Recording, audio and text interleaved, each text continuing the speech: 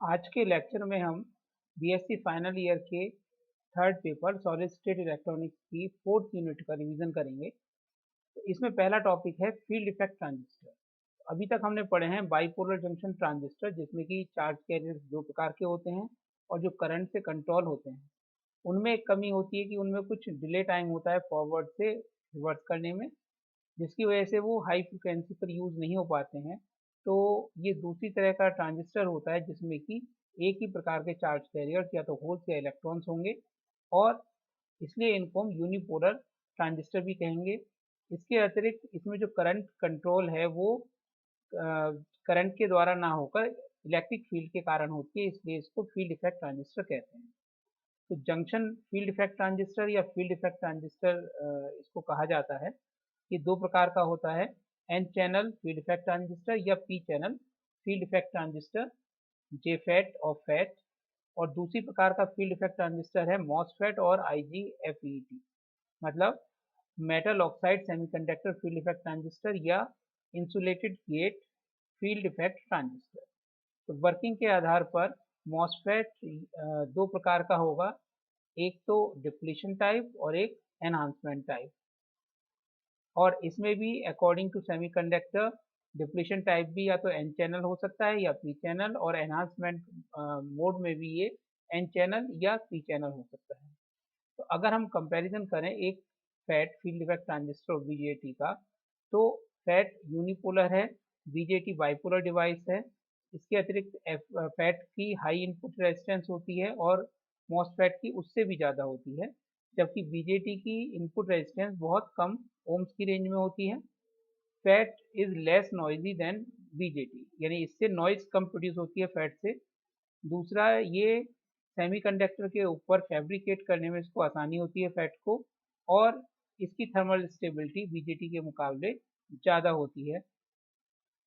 इसकी डिसएडवांटेज ये है इन कंपैरिजन टू बीजेटी कि इसमें गेन बैंडविड्थ प्रोडक्ट बीजेटी के मुकाबले कम होता है, और मॉसफेट ओवरलोड वोल्टेज के लिए ज़्यादा ससेप्टेबल होता है, उससे आसानी से खराब हो सकता है।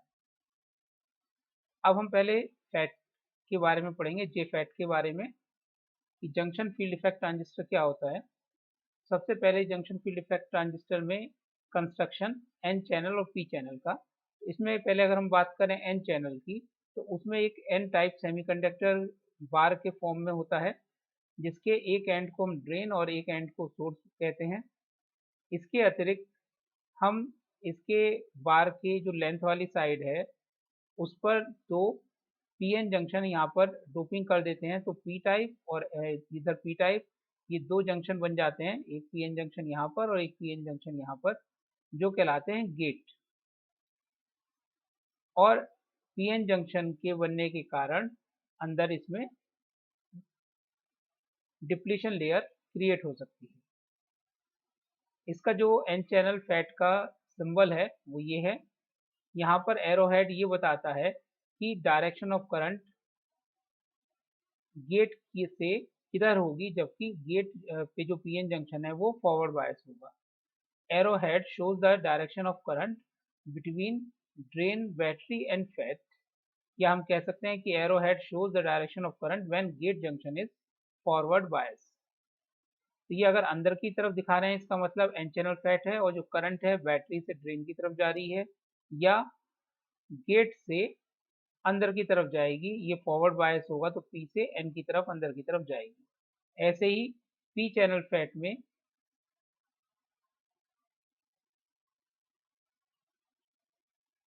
पी चैनल फैट में पी टाइप का सेमीकंडक्टर होता है, इसके दोनों तरफ एन टाइप की डोपिंग करके हम एक पीएन जंक्शन बना देते हैं। इसका सिंबल में एरो बाहर की तरफ होगा, क्योंकि करंट ड्रेन से बाहर को निकलकर बैटरी में जाएगी, या जब ये जंक्शन फॉरवर्ड बायस होगा गेट वाला, तो करंट बाहर से गेट की तरफ जाएगी, इसकी एरो हमने बाहर की तरफ शो किया है। फैट की वर्किंग, एन चैनल फैट की वर्किंग को पहले एक्सप्लेन करेंगे कि जब ड्रेन को सोर्स के सापेक्ष हम पॉजिटिव वोल्टेज देंगे तो इलेक्ट्रॉन सोर्स से ड्रेन की ओर चलेंगे और करंट बाहर से ड्रेन के अंदर आएगी।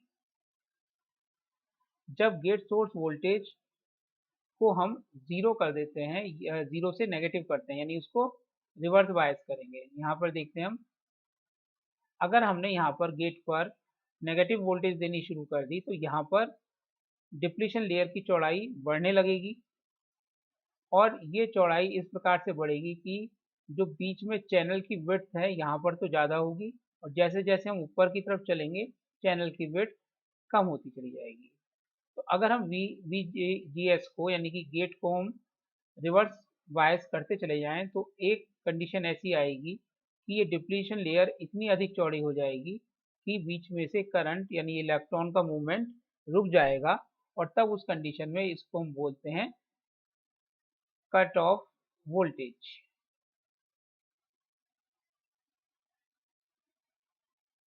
तो वो वोल्टेज जिस पर वो गेट वोल्टेज जिस पर की करंट खत्म हो जाती है उसको हम कट ऑफ वोल्टेज कहते हैं।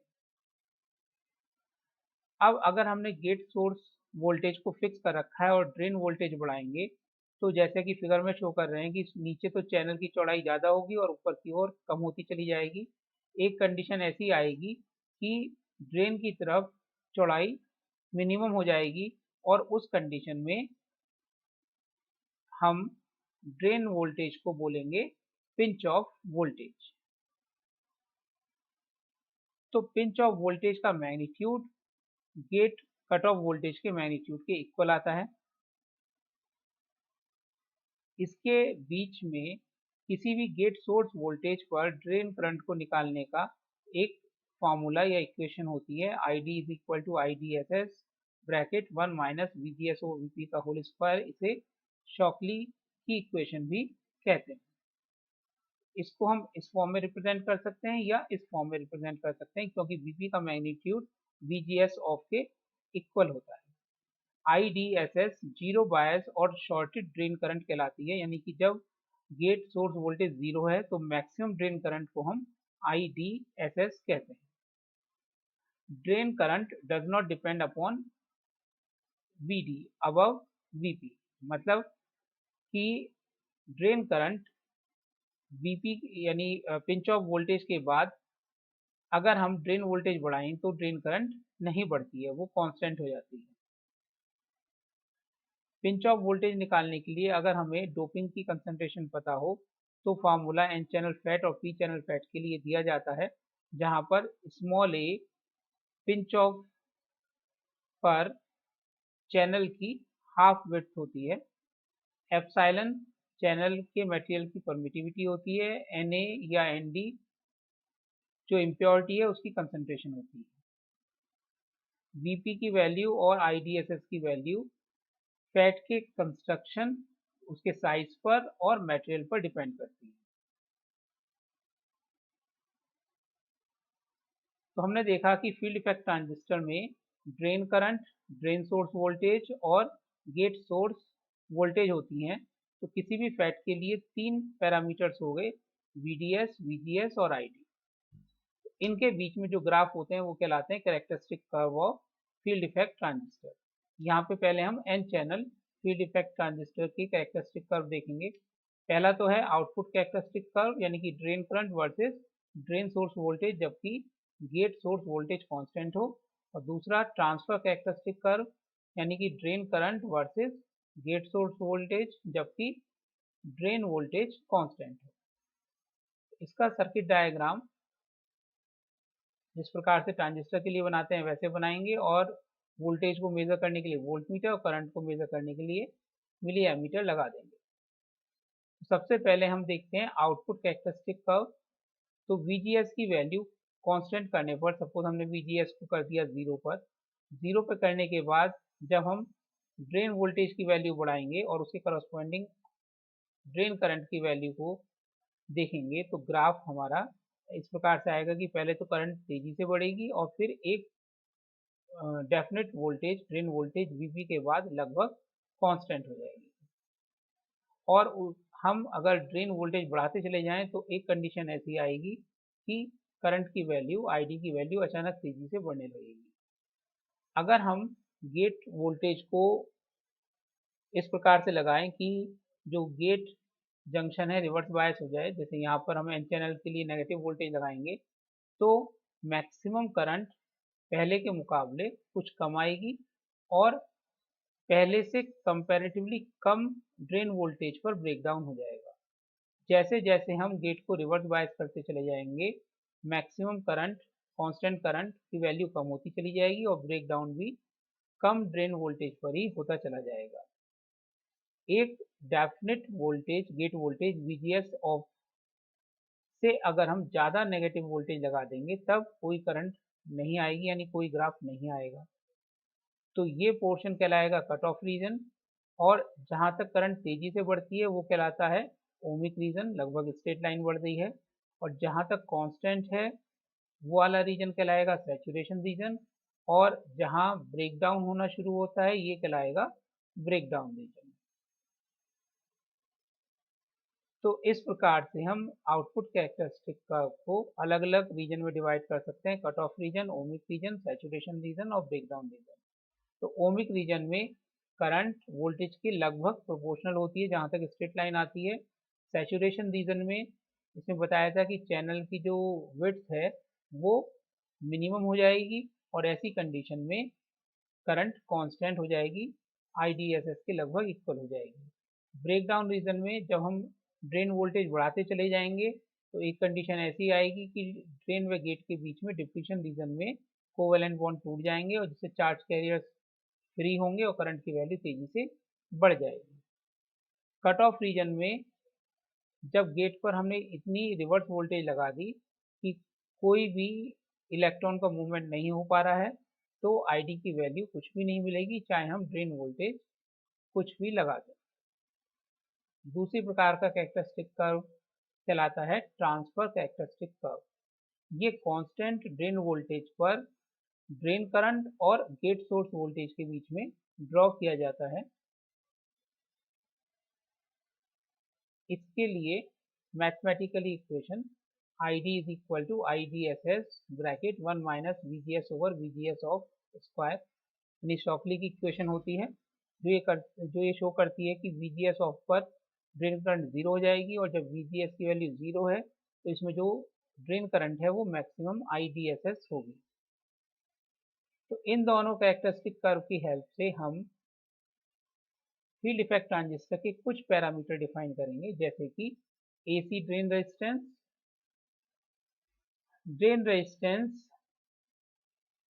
Delta VDS over delta ID, यानी कि ये हम निकालेंगे आउटपुट कैरेक्टरिस्टिक कर्व से। सैचुरेशन रीजन में हम देखते हैं कि स्लोप बहुत कम है इसलिए ड्रेन रेजिस्टेंस बहुत ज़्यादा होगी। दूसरा पैरामीटर म्यूचुअल कंडक्टेंस GM और ट्रांस कंडक्टेंस GFS, या इसको हम फॉरवर्ड ट्रांसमिटेंस YFS कहते हैं। इसकी वैल्यू 0.1 से 20 मिलीसाइमन तक होती है। GM की वैल्यू होगी delta ID over delta VGS at constant drain voltage. ये हम ट्रांसफर कैरेक्टरिस्टिक कर्व से निकालते हैं।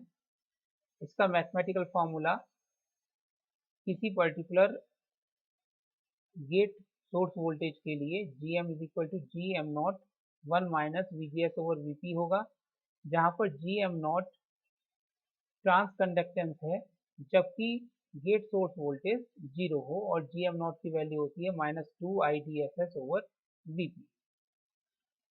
इस फॉर्मूले की सहायता से हम ट्रांस कंडक्टेंस ज्ञात कर सकते हैं। जब हमें RD और GM की वैल्यू मिल जाएगी तब हम एम्पलीफिकेशन फैक्टर भी निकाल सकते हैं। एम्पलीफिकेशन फैक्टर हमें ये बताता है कि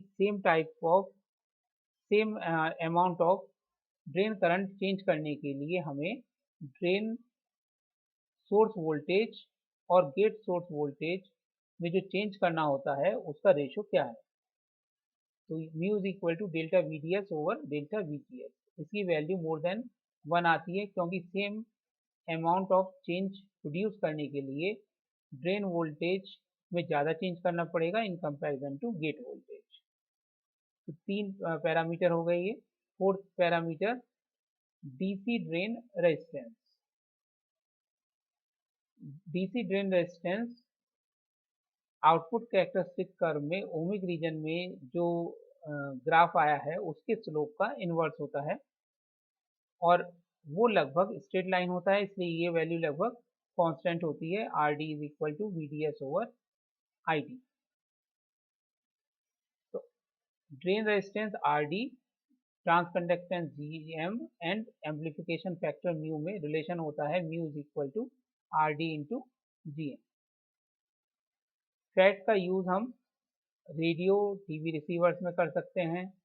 इसको हम इलेक्ट्रॉनिक वोल्टमीटर में यूज़ करते हैं क्योंकि इसकी हाई इनपुट इम्पीडेंस होती है। ये बफर एम्पलीफायर में यूज़ होता है क्योंकि इसमें हाई इनपुट और लो आउटपुट रेजिस्टेंस होती है। ये छोटे साइज के होते हैं, इसके लिए इसको हम लार्ज स्केल आईसीज में यूज़ करते हैं। ये वोल्टेज वेरिएबल रजिस्टर के रूप में यूज़ किए जा सकते हैं क्योंकि जैसे सिग्नल की मैग्नीट्यूड बढ़ता है इनका एम्पलीफिकेशन चेंज होगा और इसलिए जैसे कि ग्राफ में दिखा रखा है कि गेट सोर्स वोल्टेज बढ़ने पर आरडी की वैल्यू भी बढ़ती है। इस कारण इसको हम एजीसी यानी ऑटोमेटिक गेन कंट्रोलर भी कहते हैं। फैट का एक यूज और है कॉमन सोर्स फैट एम्पलीफायर। जैसे कि हमने वहाँ पर ट्रांजिस्टर में होता है कॉमन एमीटर एम्पलीफायर, ऐसे यहाँ पर कॉमन सोर्स फैट एम्पलीफायर। तो इसके लिए सर्किट उसी प्रकार से बनेगा, ट्रांजिस्टर की जगह हमने फील्ड इफेक्ट ट्रांजिस्टर इस्तेमाल कर लिया बीजेटी की जगह, बाकी आर एस सी एस उसी प्रकार से है, लोड है और बाइसिंग के लिए गेट पर एक रेजिस्टेंस आर जी है और आउटपुट में फिर किरचॉफ लॉ लगाकर हम आउटपुट वी ओ जो कि लोड आर एल और बैटरी के अक्रॉस है उसकी value V D D minus I D R L ये आ जाएगी। इससे वोल्टेज गेन का formula A V is equal to minus mu capital R L R D plus capital R L. R L capital R L load है और R D drain resistance है। तो यदि ड्रेन रेजिस्टेंस की value load resistance से बहुत ज़्यादा हो तो कॉमन सोर्स फैट एम्पलीफायर का voltage gain A V is equal to minus G M R L, या तो इस फॉर्मूले से या फिर A V is equal to minus mu R L R D plus R L से हम ज्ञात कर सकते हैं। सेकेंड टाइप का फील्ड इफेक्ट ट्रांजिस्टर है मॉसफेट या आई आई जी फैट। तो जैसे बताया कि दो प्रकार का होगा, एनहांसमेंट टाइप और डिप्लीशन टाइप। एनहांसमेंट टाइप भी एन चैनल पी चैनल और डिप्लीशन टाइप भी एन चैनल पी चैनल। तो सबसे पहले हम देखते हैं कंस्ट्रक्शन इसका किस प्रकार से होता है। फील्ड इफेक्ट ट्रांजिस्टर की कंस्ट्रक्शन के लिए सबसे पहले हम एक तरह के एक्सट्रिंसिक सेमीकंडक्टर का कोई पीस ले लेते हैं, या तो वो पी टाइप हो या एन टाइप हो, उसको हम बोलते हैं सबस्ट्रेट और उससे जो कनेक्शन करते हैं वो कहलाता है बेस बी। उसके बाद इसके अंदर हाई डोपिंग के दो डिफ्यूजन के द्वारा हाई डोपिंग के दो रीजन बना देते हैं जिसको हम मेटलिक कॉन्टैक्ट से राइट वाले को हम ड्रेन और लेफ्ट वाले को सोर्स बोलते हैं। इसके बीच में ये सिलिकॉन ऑक्साइड की इंसुलेटेड लेयर होती है, इसलिए ये इंसुलेटेड गेट जो गेट है ये इंसुलेटेड लेयर SiO2 के ऊपर होता है। ये मेटलिक कॉन्टैक्ट है, जी से रिप्रेजेंट हो रहा है गेट। क्योंकि ये सबस्ट्रेट से अलग है इसलिए इसका नाम हो गया insulated gate field effect transistor. और इसमें सिलिकॉन ऑक्साइड की एक लेयर है इसलिए इसका नाम हो गया metal oxide semiconductor field effect transistor. तो ये इसका बेसिक कंस्ट्रक्शन है। तो हम सबसे पहले देखते हैं एन चैनल एनहांसमेंट मॉसफेट।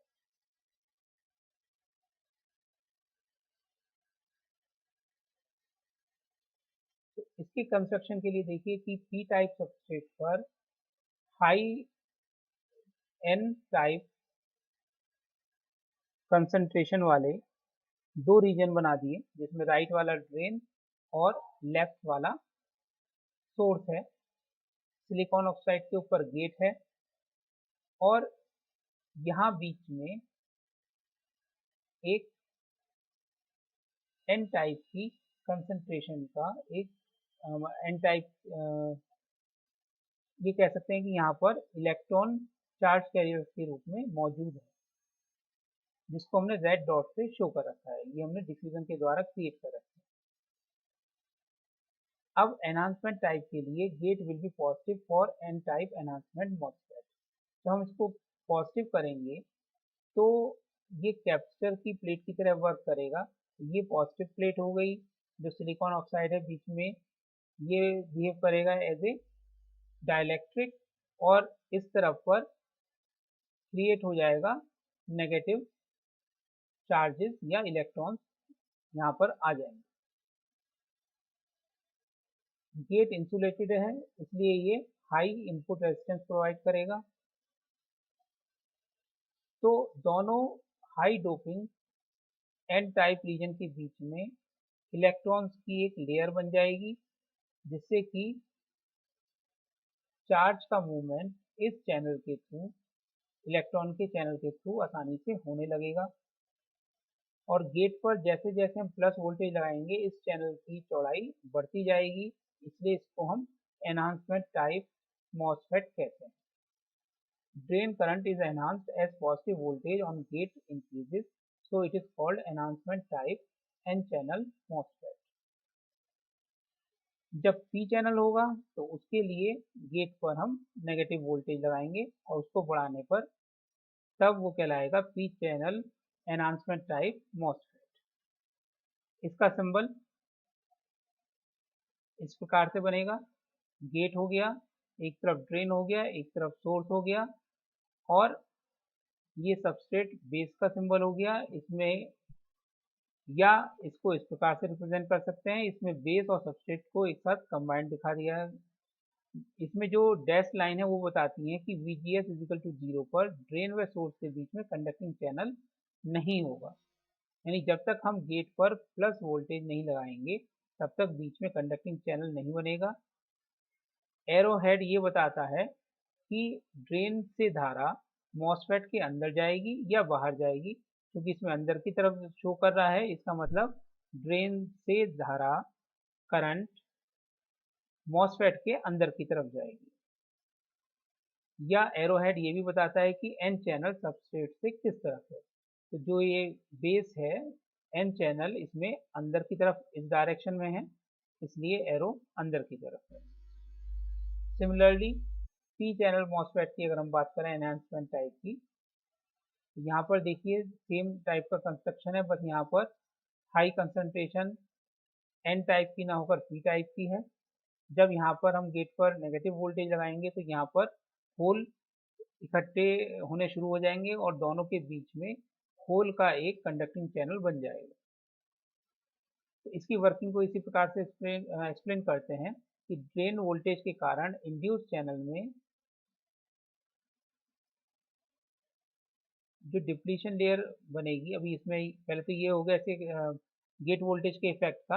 अब जैसे जैसे हम ड्रेन वोल्टेज को बढ़ाते चले जाएंगे, जैसे हमने फील्ड इफेक्ट ट्रांजिस्टर में देखा था कि ड्रेन वोल्टेज को बढ़ाने पर जो डिप्लीशन रीजन है वो ड्रेन की तरफ उसकी चौड़ाई बढ़ती है और चैनल की विड्थ कम होती है। उसी प्रकार से यहाँ पर भी अगर कांस्टेंट गेट वोल्टेज पर हम ड्रेन वोल्टेज बढ़ाएंगे, तो जो होल के चैनल की विड्थ है वो कम होने लगेगी, और डिप्लीशन की जो चौड़ाई है, डिप्लीशन लेयर की चौड़ाई ड्रेन की तरफ बढ़ेगी, यानी चैनल की विड्थ कम होगी, और हमें कांस्टेंट करंट प्राप्त होगी।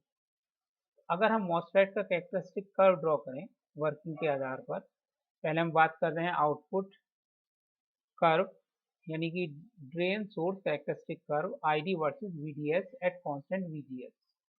जैसे अभी एक्सप्लेन किया था कि शुरू में कांस्टेंट VGS की वैल्यू ले लेते हैं। सपोज इसमें क्या होता है कि शुरू में कोई भी चैनल नहीं होता, और जिस गेट सोर्स वोल्टेज पर चैनल क्रिएट होता है, ID की वैल्यू आ जाती है, उस गेट सोर्स वोल्टेज को हम थ्रेशोल्ड वोल्टेज कहते हैं। तो अब अगर gate source voltage threshold voltage के इक्वल है, स्टार्टिंग है, तो शुरू में करंट तेजी से बढ़ती है और उसके बाद कांस्टेंट हो जाती है। इसको एक्सप्लेन करते हैं। जैसे ही gate source voltage threshold voltage के इक्वल होगी, वैसे ही दोनों हाई डोपिंग रीजन के बीच में एक कंडक्टिंग चैनल बन जाएगा और करंट की वैल्यू तेजी से बढ़ेगी। अब ड्रेन वोल्टेज बढ़ाने पर चैनल की विड्थ ड्रेन की तरफ कम होने लगेगी और जो करंट है वो लगभग कांस्टेंट हो जाएगी। अगर हम गेट को और ज़्यादा रिवर्स बायस करेंगे तो यानी थ्रेशोल्ड वोल्टेज से ज़्यादा कर देंगे तो करंट की वैल्यू शुरू में तेज़ी से बढ़ेगी, चैनल की जो चौड़ाई बढ़ जाएगी और फिर ड्रेन सोर्स वोल्टेज बढ़ने पर वो फिर कांस्टेंट हो जाएगी। तो इस प्रकार से आउटपुट कैरेक्टरिस्टिक कर्व दो हिस्सों में डिवाइड हो जाता है, ओमिक रीजन में और सैचुरेशन रीजन में। थ्रेशोल्ड वोल्टेज पर जो करंट होती है, ड्रेन करंट होती है, उसको हम IDSS बोलते हैं।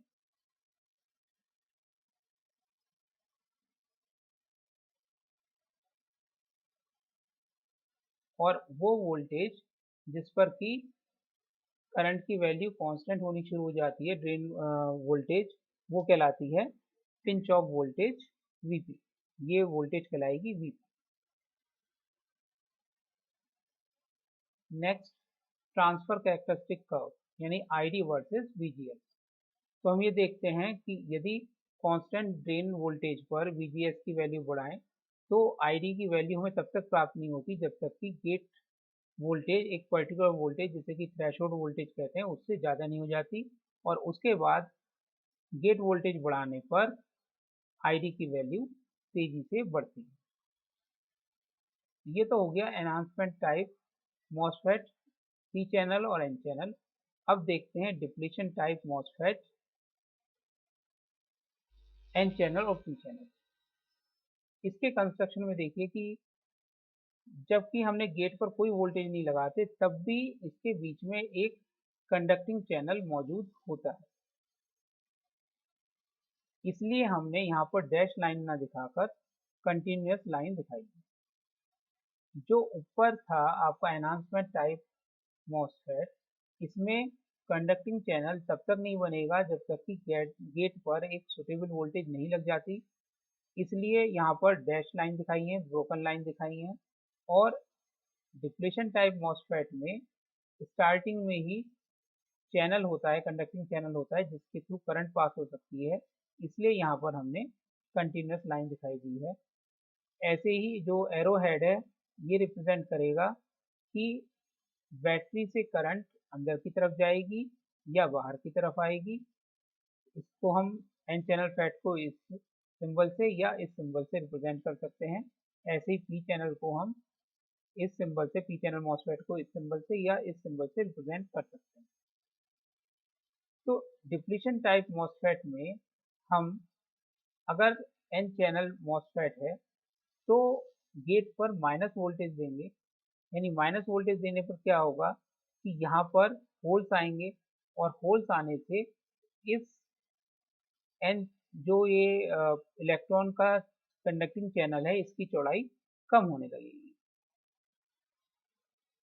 पी चैनल मॉसफेट में हम गेट पर प्लस वोल्टेज देंगे और जो प्लस वोल्टेज देने से यहाँ पर इलेक्ट्रॉन्स आने लगेंगे, एन टाइप सबस्ट्रेट से यहाँ पर खिंच के आने लगेंगे कैपेसिटर एक्शन के कारण, और इन होल के कंडक्टिंग चैनल की विड्थ कम होगी। तो गेट यहाँ पर रिवर्स बायस होगा, यानी कि उस पर वही पोटेंशियल होगा जो कि चार्ज कैरियर का कैरेक्टर है चैनल में। Length of diffuse channel in substrate is denoted by capital L. Arrowhead represents the direction of current between drain and MOSFET. As drain voltage increases, first ID increases, then due to pinch off effect ID becomes constant. यानी output characteristic curve उसी प्रकार से आएगा जैसा कि enhancement type में आता है। तो यहाँ पर हमने ड्रॉ किया है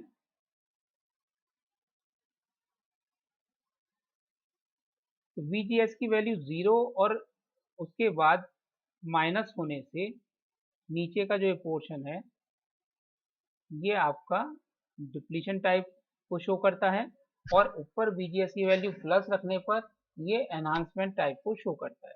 यानी डिप्लीशन टाइप मॉसफेट दोनों तरह के मोड में काम कर सकता है, डिप्लीशन के फॉर्म में भी और एनहांसमेंट के फॉर्म में भी, जबकि एनहांसमेंट मोड टाइप मॉसफेट केवल एनहांसमेंट मोड में ही काम करेगा। आउटपुट कैरेक्टरिस्टिक कर्व इसका उसी प्रकार से आता है जैसा कि एनहांसमेंट मॉसफेट का आता है। डिप्लीशन टाइप मॉसफेट के गेट पर वोल्टेज की पोलैरिटी चेंज करके इसे एनहांसमेंट टाइप मॉसफेट की तरह भी प्रयोग कर सकते हैं। ट्रांसफर कैरेक्टरिस्टिक्स मतलब आईडी वर्सेस वीजीएस, तो यहाँ से लेकर यहाँ तक का तो इसका डिप्लीशन मोड और उसके बाद एनहांसमेंट मोड।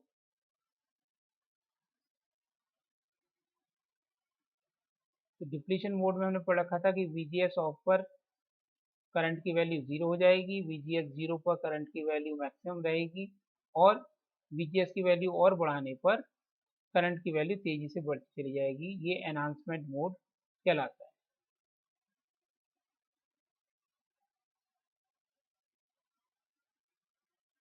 एनहांसमेंट मोड में VGS की वैल्यू VT से ज़्यादा होगी N चैनल के लिए, और डिप्लीशन मोड में VGS की वैल्यू या तो हम 0 से ज़्यादा रखेंगे और P चैनल में VGS की वैल्यू लेस देन 0 हो जाएगी।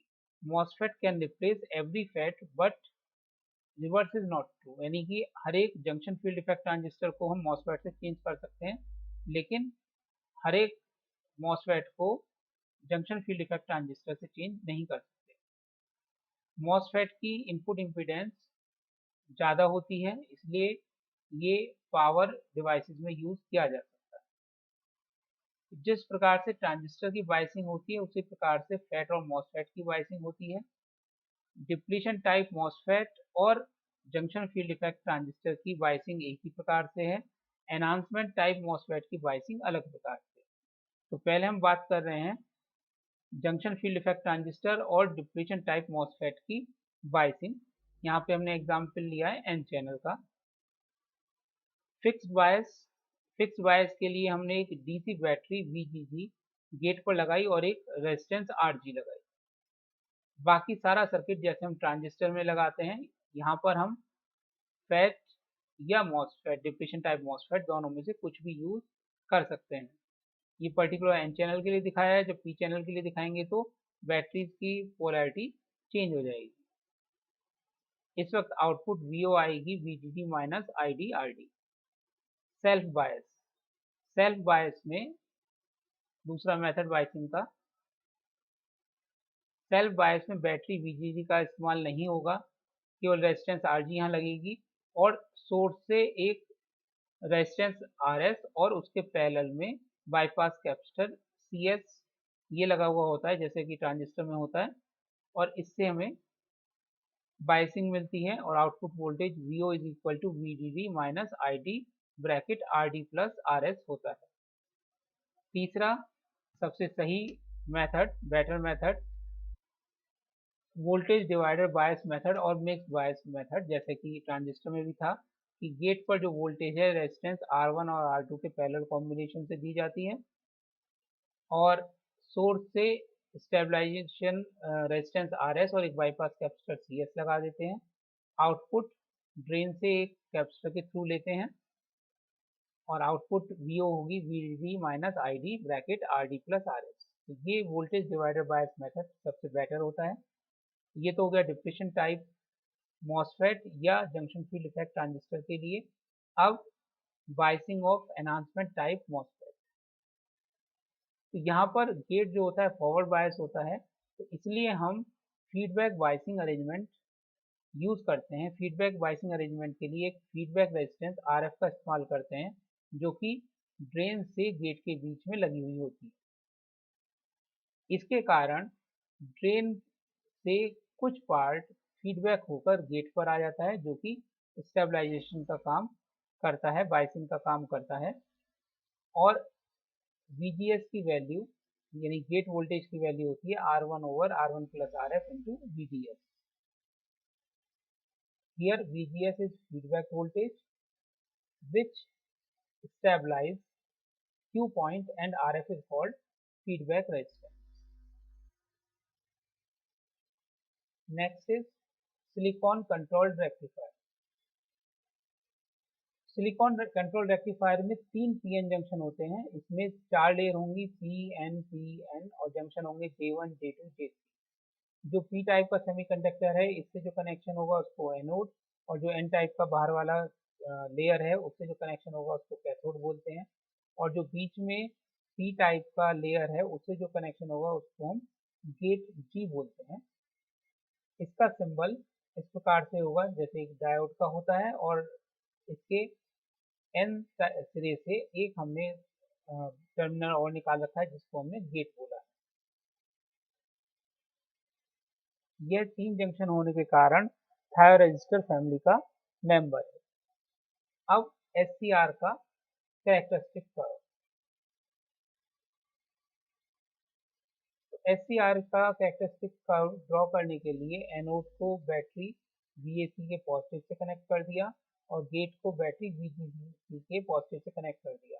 एनोड गेट के कंपैरिजन में ज़्यादा पॉजिटिव वोल्टेज पर होगा। इसके कारण J1 और J3 जो जंक्शन है ये तो फॉरवर्ड बायस हो जाएंगे और J2 रिवर्स बायस हो जाएगा। J2 के रिवर्स बायस होने के कारण करंट की वैल्यू कैथोड से एनोड की तरफ, ये प्लस है और ये माइनस है, तो मतलब एनोड से कैथोड की तरफ बहुत कम चलेगी। जैसे जैसे एनोड की वैल्यू बढ़ती चली जाएगी एक कंडीशन ऐसी आएगी कि जो J2 जंक्शन है जो कि रिवर्स बायस है वो ब्रेक हो जाएगा और उस वक्त करंट की वैल्यू तेजी से बढ़ जाएगी। इसे कैरेक्टरिस्टिक कर्व ड्रॉ करने के लिए एनोड की करंट IF और एनोड पर लगने वाली वोल्टेज VF या VAC के बीच में ग्राफ प्लॉट करेंगे। तो जैसे जैसे हम एनोड पर वोल्टेज बढ़ाएंगे करंट की वैल्यू बहुत कम बढ़ेगी, और एक पर्टिकुलर वोल्टेज पर जो कि ब्लू लाइन से यहाँ पे शो कर रखी है हमने, ये कांस्टेंट हम गेट वोल्टेज के लिए कर रहे हैं। एक पर्टिकुलर वोल्टेज एनोड वोल्टेज पर अचानक करंट की वैल्यू तेजी से इंक्रीज हो जाएगी, और जैसे ही जंक्शन ब्रेक होगा एनोड और कैथोड के बीच की रेजिस्टेंस बहुत कम हो जाएगी, और इस कारण वोल्टेज एनोड का वोल्टेज और करंट की वैल्यू भी तेजी से रिड्यूस हो जाएगी, और फिर एनोड वोल्टेज बढ़ाने पर करंट की वैल्यू तेजी से बढ़ने लगेगी। ये फिनोमेना जिसमें कि वोल्टेज एक पर्टिकुलर वैल्यू से अधिक होने पर एकदम घटकर बहुत कम रह जाती है और करंट की वैल्यू तेजी से बढ़ जाती है, इसको हम एससीआर फायरिंग की घटना कहते हैं। और जिस वोल्टेज पर ये होता है उसको हम ब्रेक ओवर वोल्टेज कहते हैं, एनोड की ब्रेक ओवर वोल्टेज कहलाती है। जब तक एससीआर फायरिंग नहीं होती तब तक एससीआर ऑफ स्टेट में कहलाता है, और जैसे ही फायरिंग होती है तब ये ऑन स्टेट में कहलाता है। अगर हम गेट वोल्टेज की वैल्यू बढ़ाएंगे तो ब्रेक ओवर जो पहले ज़्यादा वोल्टेज पर हो रहा था अब कम वोल्टेज में हो जाएगा, इसको यहाँ पर हमने ग्रीन लाइन से शो किया है। तो ब्रेक ओवर अब पहले के मुकाबले कम एनोड वोल्टेज पर हो जाएगा, और अब भी हमें ऑफ स्टेट और ऑन स्टेट प्राप्त होगी। यहाँ पर हम ये देखते हैं कि एक बार ऑन हो जाने के बाद अब अगर हम करंट की वैल्यू थोड़ी बहुत कम भी कर दें या वोल्टेज को भी हम कम कर दें तब भी ये ऑन रहेगा। इसको अगर हमें पुरानी कंडीशन में लाना है तो वोल्टेज की वैल्यू या तो VH से कम होनी चाहिए या करंट की वैल्यू IH से कम होनी चाहिए, यानी कि एनोड वोल्टेज फायरिंग को कंट्रोल करती है और उस कारण SCR तुरंत एक अवस्था से दूसरी अवस्था में पहुंच जाता है। रिवर्स कंडीशन में जब हम एनोड पर नेगेटिव वोल्टेज और कैथोड पर पॉजिटिव वोल्टेज लगाएंगे तो जंक्शन J1 और J3 रिवर्स बायस हो जाएगा और J2 फॉरवर्ड बायस रहेगा, जिस कारण बहुत कम करंट पास होगी और रिवर्स वोल्टेज बढ़ाते जाने पर जंक्शन J1 और J3 ब्रेक हो जाएंगे और उस कंडीशन में जनरल ब्रेक डाउन हो जाएगा, क्योंकि ये जो दोनों जंक्शन तीनों जंक्शन होते हैं J1 J2 J3, इनमें डोपिंग की मात्रा अधिक होती है। रिवर्स बायसिंग का ये शो कर रखा है। तो इस प्रकार हम देखते हैं कि SCR में केवल फॉरवर्ड बायस में करंट फ्लो होती है, रिवर्स में नहीं, इसलिए इसको हम रेक्टिफायर की तरह यूज कर सकते हैं। दूसरा, गेट वोल्टेज की वैल्यू बढ़ाने पर ब्रेक ओवर वोल्टेज कम हो जाएगी।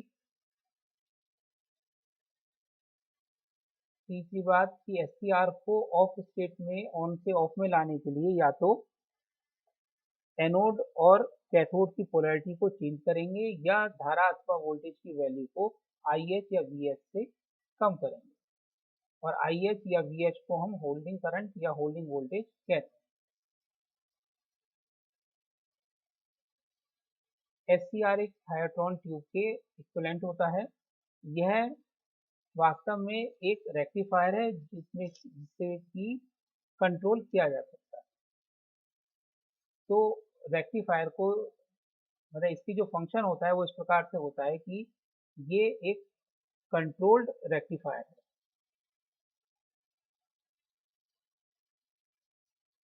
यह बहुत समय के लिए ऑन स्टेट में रह सकता है और कम रेजिस्टेंस के कारण इसमें पावर लॉस बहुत कम होता है।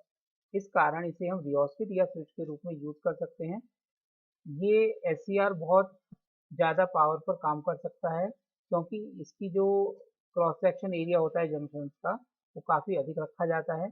इसका use relay control, power control, heat control, face control, power inverter, power supply आदि में किया जाता है। अगर हम SCR के फंक्शन का कंपैरिजन ट्रांजिस्टर इक्विवेलेंट सर्किट से करना चाहें, तो अगर हमने SCR को इस प्रकार से कट कर दें, ये इक्विवेलेंट हो जाएगा एक PNP और एक NPN ट्रांजिस्टर के कंबाइंड सर्किट से, जो कि इस प्रकार से जुड़ा है कि PNP ट्रांजिस्टर की बेस करंट NPN ट्रांजिस्टर की कलेक्टर करंट के बराबर है, और PNP ट्रांजिस्टर की कलेक्टर करंट NPN ट्रांजिस्टर की बेस करंट के बराबर है। तो इन दोनों ट्रांजिस्टर के कारण अगर एनोड पर वोल्टेज बढ़ेगी, तो पहले ट्रांजिस्टर में करंट बढ़ने से दूसरे ट्रांजिस्टर में भी करंट बढ़ेगी, यानी कि IC1, अगर हम एनोड पर वोल्टेज बढ़ाएंगे तो IE1 की वैल्यू बढ़ेगी, IE1 की वैल्यू बढ़ने के कारण IC1 की वैल्यू बढ़ेगी, और IC1 IB2 के इक्वल है तो IB2 भी बढ़ेगा।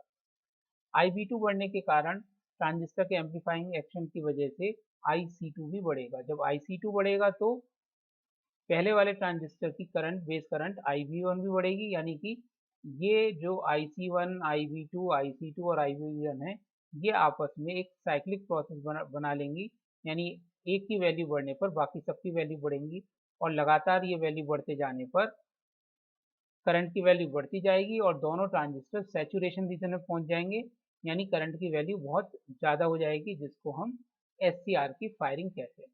यानी ये प्रोसेस हो गया ट्रांजिस्टर का रीजेनरेटिव एक्शन।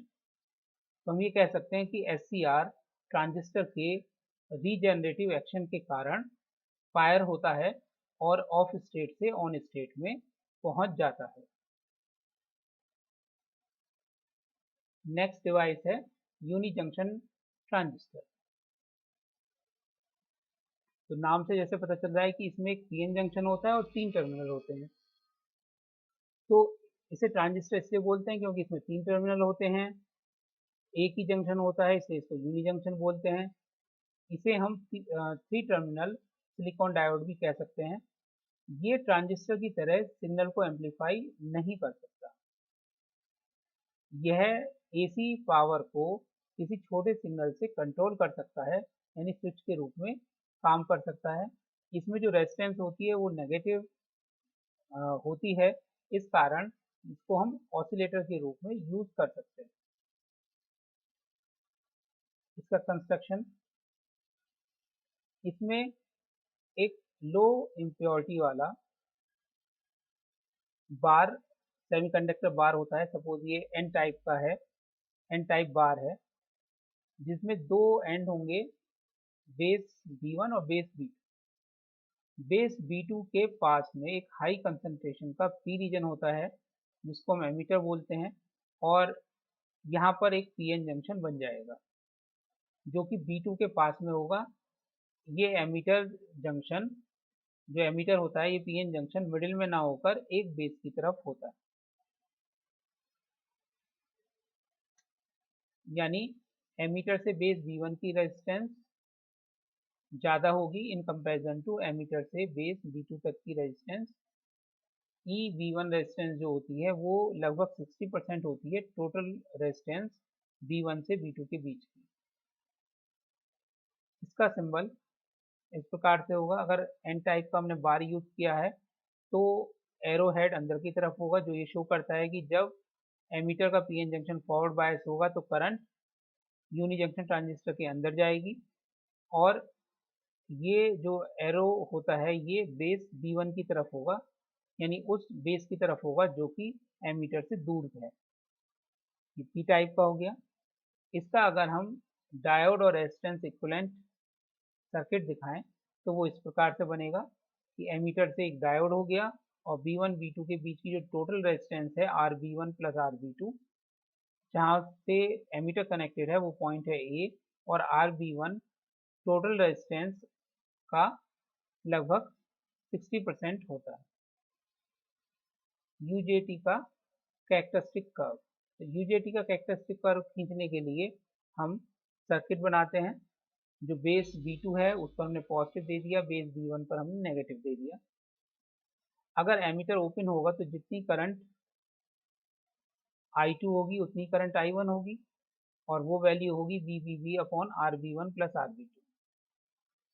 इससे हम A और B1 के बीच की वैल्यू, वोल्टेज की वैल्यू निकाल सकते हैं, that is equal to eta VBB। Eta जो है वो कहलाता है रेजिस्टेंस का रेशो है RB1 upon RB1 plus RB2, मतलब इंट्रिंसिक स्टैंड ऑफ रेशो या वोल्टेज डिवाइडर फैक्टर कहलाता है। तो जो ए पॉइंट है, एमीटर वाला पॉइंट है, उस पर और बेस B1 के बीच में वोल्टेज ईटा VBB होगी, जहां ईटा की वैल्यू लेस देन 1 रहेगी। तो जब हम दोनों बेस के बीच में वोल्टेज लगाएंगे तो पोटेंशियल ग्रेडियंट के कारण पीएन जंक्शन रिवर्स बायस हो जाएगा। एमीटर का जो पीएन जंक्शन है ये रिवर्स बायस हो जाएगा, और अगर खुद पीएन जंक्शन की अपना पोटेंशियल बैरियर VB है तो total reverse voltage VP is equal to VA plus VB, that is eta VBB plus VB होगी। तो जब तक एमीटर पर VP से अधिक वोल्टेज नहीं लगेगी तब तक ये डायोड फॉरवर्ड बायस नहीं होगा, इसके थ्रू करंट पास नहीं होगी। इसी चीज को हम अब कैरेक्टरिस्टिक कर्व से देखते हैं। ये कैरेक्टरिस्टिक कर्व दो प्रकार से दिखा रखा है। एक बार हमने वाई एक्सिस पर करंट और एक्स एक्सिस पर एमीटर वोल्टेज, यहाँ पर हमने वाई एक्सिस पे एमीटर वोल्टेज और एक्स एक्सिस पर एमीटर करंट दिखा रखी है। दोनों सेम है, बस ओरिएंटेशन इनका चेंज है। तो जैसे जैसे जो आपकी एमीटर पर वोल्टेज जब तक वीपी से कम है, यानी एक फिक्स वोल्टेज वीबीवी पर, जो हमने निकाल रखा शो कर रहे हैं हम ग्रीन लाइन से, पहले वहां पर बेस जो वोल्टेज है वो हमने फिक्स कर दी। जब तक एमीटर पर वोल्टेज कम है रिवर्स वोल्टेज से तब तक करंट की वैल्यू ना के बराबर होगी, और जैसे ही एमीटर पर वोल्टेज रिवर्स वोल्टेज वीपी या ब्रेक ओवर वोल्टेज से अधिक होगी तुरंत करंट फ्लो होना शुरू हो जाएगा और रेजिस्टेंस अचानक तेजी से घट जाएगी, जिस कारण की वोल्टेज भी तेजी से घट जाएगी। तो करंट की वैल्यू तो IP से एकदम बढ़कर IB तक हो गई और वोल्टेज VP से घटकर VB तक रह गई।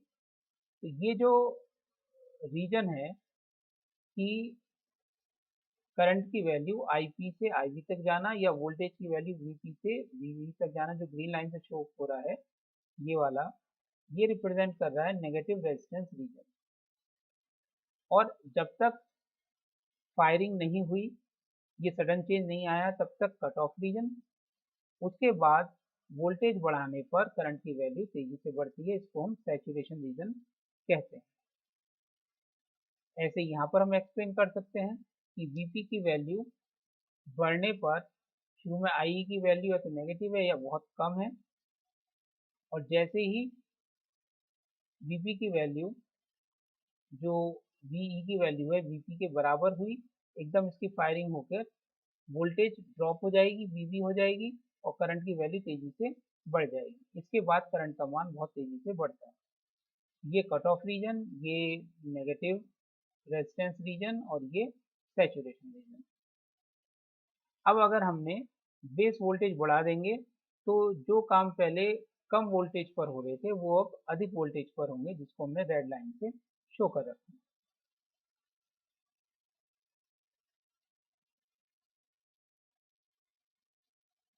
इसका यूज, इसे relaxation oscillator, switch, wave generator और रेगुलेटेड पावर सप्लाई में यूज करेंगे। यूजेटी में स्विचिंग कंडक्टिंग मॉड्यूलेशन के कारण होता है, यानी इसमें रेजिस्टेंस चेंज होती है, इसलिए इसमें स्विचिंग होती है, फायरिंग होती है। और एससीआर में जो स्विचिंग होती है वो रीजनरेटिव ट्रांजिस्टर एक्शन के कारण होती है। नेक्स्ट डिवाइस है फोटो ट्रांजिस्टर। तो जैसे फोटो डायोड होता है वैसे ही फोटो ट्रांजिस्टर होता है। ये फोटो सेंसिटिव मटेरियल का बना हुआ होता है, यानी जब इस पर कोई उचित फ्रीक्वेंसी की लाइट आएगी तो इसके अंदर कोवेलेंट बॉन्ड में से चार्ज कैरियर फ्री हो जाएंगे। तो बेस जो होता है इसमें फोटो सेंसिटिव मटेरियल का होता है, और ये फोटो ट्रांजिस्टर पीएनपी और एनपीएन दोनों प्रकार का हो सकता है। इसमें बेस तो ओपन रहता है, दो जंक्शन है जेई और जेसी। जैसे ही सुटेबल फ्रीक्वेंसी की लाइट आएगी वैसे ही कलेक्टर करंट जाने लगेगी। कलेक्टर जो इसमें होता है वो रिवर्स बायस में होता है, इसको इस तरीके से कनेक्ट करते हैं जैसे एनपीएन दिखाया है, तो कलेक्टर है रिवर्स बायस। जब तक लाइट नहीं आएगी तो बहुत कम लीकेज करंट पास होगी, यानी IC is equal to 1 plus beta ICO होगी। और जैसे ही करंट आएगी वो फोटो करंट जनरेट करेगी, यहाँ से इलेक्ट्रॉन और होल्स मूव करेगी, क्रिएट करेगी और वो मूव करने लगेंगे, यानी लीकेज करंट की वैल्यू बढ़ जाएगी। तो लीकेज करंट की value IC is equal to 1 plus beta bracket ICO plus IP के फॉर्म में बढ़ जाएगी, जहाँ पर IP रेडिएशन के कारण करंट है। तो हम ये देखते हैं कि जो रेडिएशन के कारण करंट है वो 1 प्लस बीटा टाइम्स इंक्रीज हो जाएगी और उसको आसानी से डिटेक्ट किया जाएगा। तो फोटो डायोड के मुकाबले अगर हम फोटो ट्रांजिस्टर यूज करेंगे तो जो फोटो करंट है वो हमें 1 प्लस बीटा टाइम्स मिलेगी और आसानी से उसका डिटेक्शन किया जा सकेगा। तो इसका उपयोग लाइट ऑपरेटेड रिलेज या दो लाइट के कंपैरिजन में डिटेक्शन ऑन इंफ्रारेड आदि में होता है। इसका सिंबल इस प्रकार से होगा, बेस ओपन है, बेस पर हमने फोटोन आते हुए दिखाए हैं, एनपीएन है तो एरो बाहर की तरफ और पीएनपी है तो एरो अंदर की तरफ। फिर आईसीज या इंटीग्रेटेड सर्किट। आईसीज या इंटीग्रेटेड सर्किट क्या होते हैं कि इसमें एक स्मॉल सेमीकंडक्टर चिप पर हम बहुत सारे इलेक्ट्रॉनिक कंपोनेंट्स फैब्रिकेट कर सकते हैं और एक छोटी सी जगह में ही बहुत बड़ा सर्किट बनाया जा सकता है। Different components are fabricated by diffusion and they are isolated from each other. They are connected by aluminum layer which serves as wires. इसमें एक्टिव कंपोनेंट्स होते हैं। एक्टिव कंपोनेंट्स उनको कहते हैं जो गेन को प्रोड्यूस कर सकते हैं, जैसे कि ट्रांजिस्टर, मॉसफेट आदि। और पैसिव कंपोनेंट वो होते हैं जिसमें कि एनर्जी का लॉस होता है, जैसे resistance, diode etcetera. Integrated circuit में इंडक्टेंस को हम नहीं फैब्रिकेट कर सकते, उसके लिए हम सेपरेट कॉइल यूज करते हैं। और आईसीज के अंदर large resistance and large capacitance भी नहीं बनाई जा सकती। अगर हमें लार्ज वैल्यू की रेजिस्टेंस और लार्ज वैल्यू की कैपेसिटेंस चाहिए तो हमें अलग से यूज करने पड़ते हैं। इंटीग्रेटेड सर्किट या आईसीज को हम अलग अलग पार्ट में डिवाइड करते हैं अकॉर्डिंग टू देयर प्रॉपर्टी। पहले according to working, linear IC यानी जिसमें आउटपुट प्रोपोर्शनल टू इनपुट, जिसको हम टीवी, रेडियो रिसीवर, ट्रांसमीटर में यूज करते हैं। डिजिटल आईसी, ये हम कंप्यूटर्स में यूज करते हैं। दूसरे टाइप का डिवीजन है अकॉर्डिंग टू सर्किट डेंसिटी, यानी कि एक चिप के ऊपर कितने सारे सर्किट्स हैं उसके आधार पर ये 4 पार्ट में डिवाइड होता है: SSI, MSI, LSI, VLSI. SSI में less than 30 circuit in one IC, MSI में 30 to 100, एलएसआई में 100 to 100,000 और वीएलएसआई में मोर देन 100,000 सर्किट होते हैं एक ही आईसी के अंदर। अकॉर्डिंग टू स्ट्रक्चर, मोनोलिथिक मतलब एक सिंगल पीस ऑफ सेमीकंडक्टर का यूज करें, थिक फिल्म जिसमें कि सेमीकंडक्टर की thick film greater than 10 micron use की जाती है, थिन फिल्म मतलब लगभग 1 माइक्रोन की सेमीकंडक्टर की फिल्म यूज की जाती है, हाइब्रिड और मल्टी चिप जिसमें एक से ज़्यादा पीस या फिल्म सेमीकंडक्टर की यूज की जाती है। इनका एडवांटेजेस: स्मॉल साइज होती हैं, स्मॉल वेट होती हैं, लो कॉस्ट होती है, highly reliable, low power consumption, better high frequency performance. Disadvantages यही है कि इंडक्टेंस इसमें नहीं बना सकते हैं, लार्ज रेजिस्टेंस, लार्ज कैपेसिटेंस नहीं बना सकते हैं, ये हाई पावर को कंट्रोल नहीं कर सकती है और टेम्परेचर सेंसिटिव होती है। आईसीज के सिंबल इस प्रकार से होते हैं जिसको हम डिनोट करते हैं सर्किट में, और ये पिन नंबर होते हैं जो स्पेसिफाइड होते हैं हर एक आईसी के आईसी नंबर के हिसाब से कि इन पिन का क्या मतलब होता है। अब आईसी को बनाते कैसे हैं उसके कुछ स्टेप, मोनोलिथिक आईसी को बनाने के कुछ स्टेप यहाँ बताए गए हैं। सबसे पहले हम जिस प्रकार से सीडी होती है उस प्रकार से गोल शीट लेते हैं, पी टाइप सेमीकंडक्टर की पतली शीट, और उसके ऊपर हम एपिटेक्सिल ग्रोथ यानी कि वर्टिकल ग्रोथ करते हैं डिफरेंट मटेरियल्स की। जो भी हमें क्रिएट करना है सर्किट वो उसके ऊपर क्रिएट किया जाएगा। सबसे पहले उसके ऊपर एक सिलिकॉन डाइऑक्साइड की इंसुलेटिंग लेयर लगाएंगे, फिर उसके बाद जैसे अगर हमें एपिटेक्सिल ग्रोथ करके पीएन जंक्शन बनाना है तो पी टाइप का ये है, फिर इसमें हमने डिफ्यूजन से एन टाइप का बना दिया तो ये तो हमारा पीएन जंक्शन बन गया। सपोज हमें कुछ और बनाना है तो इंसुलेटिंग लेयर लगाएंगे पहले, उसके बाद फोटोलिथोग्राफी करेंगे। फोटोलिथोग्राफी प्रोसेस होता है कि drawing of circuit on silicon oxide by photo sensitive material. तो जिस तरह का हमें सर्किट बनाना होता है उसका हम एक स्केच या डायग्राम सिलिकॉन ऑक्साइड की लेयर पर बनाएंगे और उस पर लाइट गिर कर उसको फोटो एक्टिव कर लेंगे, जिस प्रकार से जो फिल्म होती है उसका नेगेटिव बनाया जाता है। उसके बाद ईचिंग प्रोसेस से जहाँ जहाँ हमें सिलिकॉन ऑक्साइड को रिमूव करना है वहाँ से सिलिकॉन ऑक्साइड रिमूव हो जाएगा, और फिर डिफ्यूज़न के द्वारा जहाँ जहाँ सिलिकॉन ऑक्साइड रिमूव हुआ है वहाँ पर हम जिस प्रकार का हमें डिफ्यूज़न करना है, पी टाइप एन टाइप ये जितनी डेंसिटी का करना है उसको हम आइसोलेशन डिफ्यूज़न कर सकते हैं एट ईच स्पॉट जहाँ पे हमने ईचिंग कर चुके हैं। फिर और दूसरी चीज़ बनाने के लिए दोबारा से फोटोलिथोग्राफी करेंगे, सिलिकॉन ऑक्साइड की लेयर लगाई, फिर फोटोलिथोग्राफी करी, ईचिंग प्रोसेस, आइसोलेशन डिफ्यूज़न, ये प्रोसेस को बार बार रिपीट करेंगे जिससे कि हमारा desired component eight desired spot बन जाए। जब हमारे सारे कंपोनेंट्स बन जाएंगे तो उनको कनेक्ट करने के लिए फिर एल्यूमिनियम की एक पतली लेयर के द्वारा हम उनको आपस में कनेक्ट कर देंगे, और जितने ये सर्किट बने हैं फिर उनको स्क्रबिंग यानी कटिंग के द्वारा अलग अलग करेंगे, और जो छोटी छोटी हमें चिप मिल जाएंगी, सर्किट्स मिल जाएंगे, उनको हम माउंट कर देंगे किसी प्लास्टिक या ग्लास या मेटल केस में जिससे कि वो एक जगह से दूसरी जगह ले जाने पर ब्रेक ना हो। Next topic, power supply, DC power supply. तो DC power supply AC power को डीसी में कन्वर्ट करती है। ये दो प्रकार की होती है, अनरेगुलेटेड और regulated DC power supply. Block diagram, सबसे पहले हमें जिस तरह की डीसी पावर सप्लाई लेनी है उस हिसाब से इनपुट एसी को हम स्टेप डाउन ट्रांसफार्मर के द्वारा वोल्टेज उसकी रिड्यूस कर लेते हैं, फिर रेक्टिफायर से उसको हम डबल डायरेक्शन से सिंगल डायरेक्शन में चेंज कर लेंगे, और फिर उसका फिल्ट्रेशन कर कर उसको हम डीसी में कन्वर्ट कर लेंगे।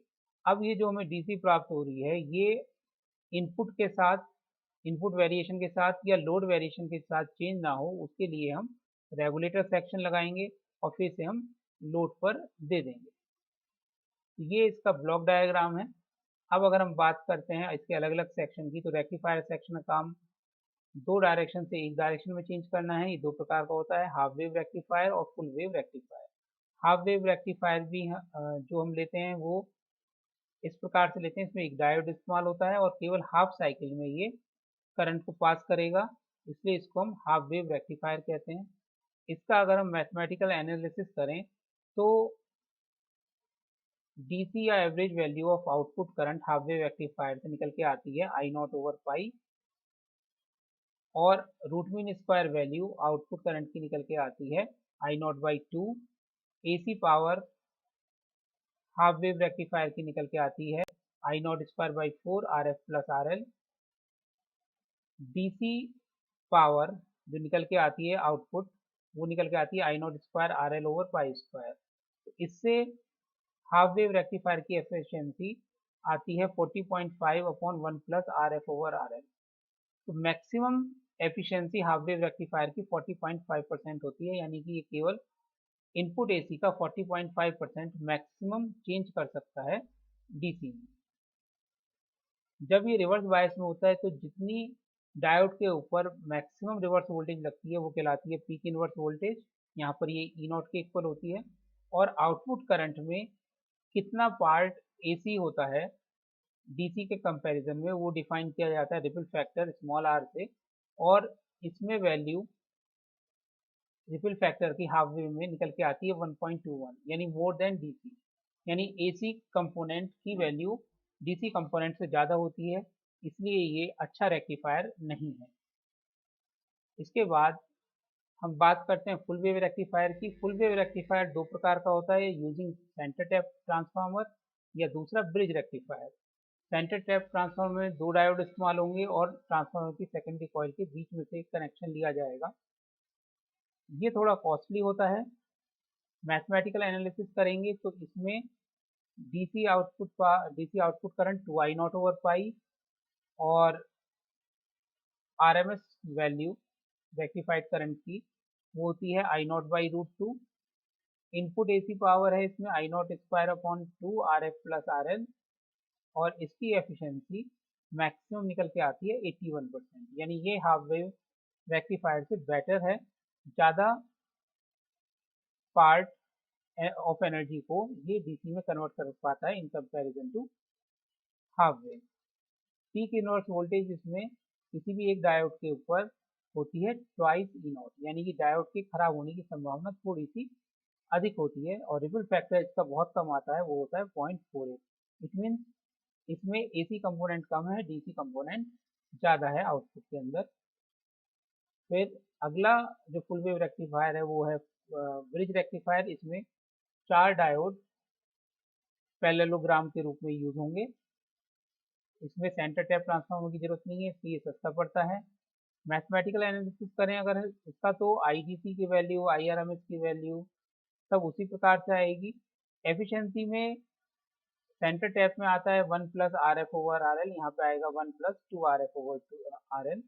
पीक इनवर्स वोल्टेज डायोड के ऊपर ई नॉट रह जाएगी, यानी कि डायोड के खराब होने की संभावना यहाँ पे कम हो जाएगी। और रिपल फैक्टर भी लगभग इसका वही आता है जो सेंटर टैप का आता है। क्योंकि इसकी कॉस्ट भी कम है और डायोड के खराब होने की संभावना भी कम है, इसलिए ये सेंटर टैप से बेटर है।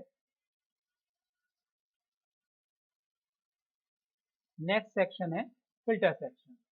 फिल्टर सेक्शन के लिए हम दो तरह के कंपोनेंट इंडक्टेंस और कैपेसिटेंस का यूज करते हैं, क्योंकि हम ये जानते हैं कि इनकी इम्पीडेंस फ्रीक्वेंसी के साथ चेंज होती है। इस प्रॉपर्टी का इस्तेमाल इनको जो रेक्टिफायर से हमें आउटपुट मिल रही है उसमें से एसी कंपोनेंट को अलग करने के लिए यूज करते हैं।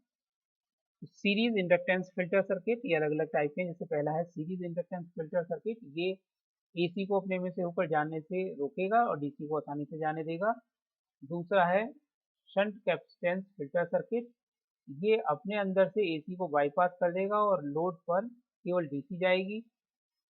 अब अगर केवल इन दोनों के सिंगल सिंगल से काम नहीं चलता तो इनके हम कॉम्बिनेशन यूज करते हैं, जिसको हम एल सेक्शन फिल्टर या पाई सेक्शन फिल्टर बोलते हैं। तो अगर हम किसी पावर सप्लाई में ये अलग अलग फिल्टर सर्किट यूज करें तो हम ये देखेंगे कि जो रिपल फैक्टर है पाई सेक्शन का सबसे कम आएगा, उससे ज़्यादा एल सेक्शन का आएगा, उससे ज़्यादा शंट कैपेसिटेंस का आएगा और उससे ज़्यादा सीरीज इंडक्टर का आएगा।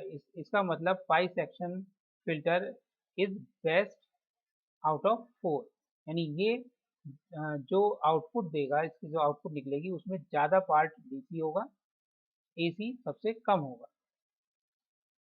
नेक्स्ट सेक्शन पावर सप्लाई का last section voltage regulator section. तो वोल्टेज रेगुलेटर सेक्शन की परफॉर्मेंस हम डिफाइन करते हैं दो चीज़ों से, वोल्टेज रेगुलेशन और वोल्टेज स्टेबलाइजेशन। तो वोल्टेज रेगुलेशन और वोल्टेज स्टेबलाइजेशन दोनों एक दूसरे की अपोजिट प्रॉपर्टी हैं। नाम से एक सा लगता है लेकिन अंतर है। वोल्टेज रेगुलेशन ये बताता है कि लोड बदलने पर जो आउटपुट वोल्टेज है वो किस तरीके से बदलता है, इसे हम वोल्टेज रेगुलेशन कहते हैं। यदि वोल्टेज रेगुलेशन की वैल्यू ज़्यादा है तो इसका मतलब ये है कि आउटपुट वोल्टेज लोड बदलने पर ज़्यादा बदलेगी। इसका मतलब अच्छे रेगुलेटेड पावर सप्लाई के लिए वोल्टेज रेगुलेशन कम होना चाहिए। जबकि वोल्टेज स्टेबलाइजेशन क्या होता है कि लोड के साथ जिस रेंज तक आउटपुट वोल्टेज नहीं बदलती यानी कांस्टेंट रहती है, उसे हम वोल्टेज स्टेबलाइजेशन कहते हैं। अगर हम परसेंटेज में वोल्टेज रेगुलेशन को रिप्रेजेंट कर रहे हैं तो परसेंटेज में वोल्टेज स्टेबलाइजेशन होगा 100 माइनस परसेंटेज वोल्टेज रेगुलेशन, यानी कि वोल्टेज स्टेबलाइजेशन और वोल्टेज रेगुलेशन दोनों एक दूसरे के रेसिप्रोकल हैं। हमें ज़्यादा से ज़्यादा वोल्टेज स्टेबलाइजेशन चाहिए और कम से कम वोल्टेज रेगुलेशन चाहिए। इसके लिए हम जेनर डायोड या ट्रांजिस्टर का यूज़ करते हैं। तो जेनर डायोड को अगर हम लोड के पैरेलल में लगा दें तो ये शंट वोल्टेज रेगुलेटर कहलाता है। ये एक्स्ट्रा करंट को या तो अपने अंदर से पास कर देगा, यानी कि अगर हम चाहे इनपुट वोल्टेज या लोड में चेंज करें तो उस वेरिएशन को अपनी अंदर से जाने वाली करंट आई जेड से कंपनसेट करेगा। अब इसकी अपनी एक लिमिट होती है आई जेड की, जिससे कि कंपनसेट कर सकता है। अगर उससे ज़्यादा वेरिएशन आता है इनपुट लोड या इनपुट वोल्टेज या आउटपुट लोड में, तब Zener diode as a voltage regulator fail हो जाता है। तब हम यूज़ करते हैं transistor as a series voltage regulator या transistor as a shunt voltage regulator. तो इसमें यहाँ पर ट्रांजिस्टर सीरीज में इस्तेमाल हो रहा है, उसके बेस से हमने जेनर डायोड इस्तेमाल किया है। यहाँ पर ट्रांजिस्टर लोड के पैरेलल में इस्तेमाल हो रहा है और यहाँ भी हमने बेस से एक जेनर डायोड रिवर्स बायस में यूज किया। यहाँ पर अधिक रेंज ऑफ वेरिएशन के लिए हम वोल्टेज को कंट्रोल कर पाते हैं अगर हमने ट्रांजिस्टर यूज किया है तो। इसके अतिरिक्त आईसी वोल्टेज रेगुलेटर भी होते हैं। IC voltage regulator fix positive voltage regulator भी होता है, फिक्स नेगेटिव वोल्टेज रेगुलेटर भी होता है और एडजस्टेबल वोल्टेज रेगुलेटर भी होता है। एक तरह की पावर सप्लाई और होती है जिसको हम एसएमपीएस या स्विच मोड पावर सप्लाई बोलते हैं, जिसमें कि आउटपुट वोल्टेज लोड लोड के बदलने पर बहुत ही कम बदलती है और इसका उपयोग हम कंप्यूटर्स में करते हैं। कंप्यूटर्स के अंदर जो पावर सप्लाई यूज होती है वो एसएमपीएस यूज होती है। अब अगर कंप्यूटर में हमें कंटिन्यूस पावर सप्लाई चाहिए, अचानक लाइट चली जाए तो हमें एक बैकअप पावर सप्लाई चाहिए, जिसके लिए हम यूपीएस या अनइंटरप्टेबल पावर सप्लाई या बैटरी बैकअप पावर सप्लाई का यूज करते हैं, जिसमें इतनी तेजी से लाइट मेन सप्लाई और बैटरी सप्लाई के बीच में चेंज होती है, उसका डिले टाइम इतना कम होता है कि जो कंप्यूटर है वो शट डाउन नहीं हो पाता और वो लगातार चलता रहता है। इसको हम यूपीएस कहते हैं। उसके बाद डिवाइस है एक इन्वर्टर, जो घरों में यूज होता है। इन्वर्टर का काम एसी को डीसी में बदलना जिससे कि बैटरी चार्ज हो सके और फिर मेन सप्लाई ना होने पर उस डीसी को वापस एसी में बदलना है। They are also called high power electrical oscillator, क्योंकि वो डीसी को एसी में, अधिक पावर की एसी में बदलते हैं। अगर ये ऑसिलेटर साइन वेव प्रोड्यूस करते तो ज़्यादा इसमें नॉइज क्रिएट होती, यानी कि डिस्टॉर्शन ज़्यादा होता है। इसलिए इन्वर्टर जो होते हैं वो पहले स्क्वायर वेव प्रोड्यूस करते हैं और जिसको कि हम साइन वेव में कन्वर्ट कर लेते हैं। तो वो आउटपुट कितनी प्योर साइन वेव निकाल रहे हैं, इसको हम रिप्रेजेंट करते हैं फॉर्म फैक्टर से। ये तो था आपका बीएससी फाइनल के third paper solid state electronics के 4th यूनिट का रिवीजन। धन्यवाद।